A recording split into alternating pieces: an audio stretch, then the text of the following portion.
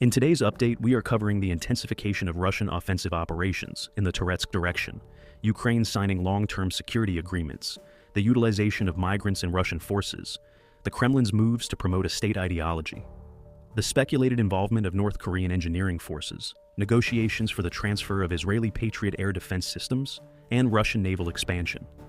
Russian forces have intensified their offensive operations in the Toretsk direction since June 18th, aiming to reduce a Ukrainian salient. Despite the increased intensity, there is little likelihood of rapid Russian gains near Toretsk.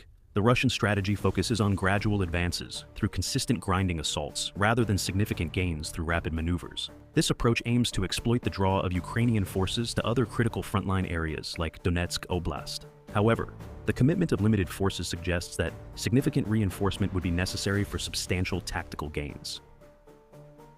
Ukraine signed long-term security agreements with the European Union, Lithuania, and Estonia on June 27th. The EU pledged €50 billion in support through the Ukraine Facility Program from 2024 to 2028, including defense cooperation and urgent consultations within 24 hours of any aggression.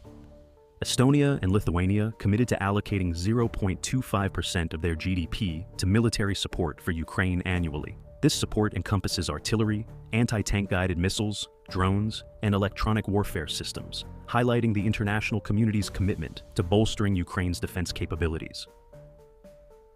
Russian officials continue to frame migrants as a societal threat, while utilizing migrant communities to address force generation needs. Russian Investigative Committee head Alexander Bastrykin highlighted an increase in migrant crimes and suggested strict regulation of migration. Migrants are being registered for military service, with thousands sent to the Ukrainian front lines. This strategy aims to bolster Russian forces while addressing internal workforce shortages. However, the exploitative approach and xenophobic rhetoric are exacerbating tensions, potentially radicalizing minority communities within Russia. The Kremlin is indirectly promoting a state ideology emphasizing traditional social values while attempting to increase Russia's birth rate.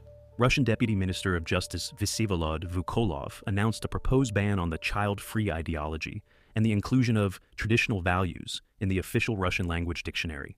This move aligns with President Putin's emphasis on addressing Russia's demographic crisis and promoting the Russian family as the societal backbone. Despite the constitutional ban on state ideology, these actions signal the Kremlin's efforts to circumvent this restriction and enforce a desired ideological framework. Recent reports about North Korea sending engineering forces to support Russia in Ukraine remain unconfirmed. Western media speculated on this involvement based on statements from U.S. officials, but there is no concrete evidence from North Korean sources. The Kremlin and U.S. Department of State have also denied or refused to confirm these claims. The original report stemmed from a South Korean media outlet, highlighting expectations rather than confirmed actions. Monitoring North Korea's evolving relations with Russia is crucial, especially regarding military assistance and potential force deployments. The US, Israel, and Ukraine are negotiating the transfer of up to 8 Israeli Patriot air defense systems to Ukraine. These systems, initially set to retire, would be sent from Israel to the US and then to Ukraine. However, there is caution that the transfer might not occur. The negotiations involve senior officials and ministers, reflecting the strategic importance of bolstering Ukraine's air defense capabilities. This potential transfer underscores the ongoing international efforts to support Ukraine amidst the conflict with Russia. Russian President Vladimir Putin announced plans to introduce over 40 new ships and vessels to the Russian Navy in 2024.